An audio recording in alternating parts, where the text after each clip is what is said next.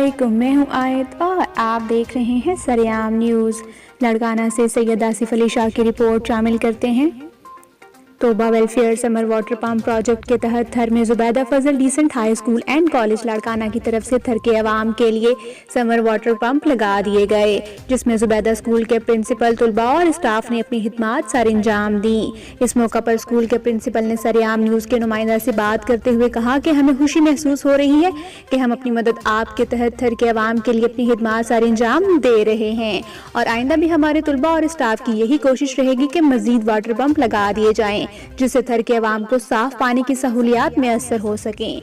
मजीद updates के लिए देखते रहिए सरेआम न्यूज़।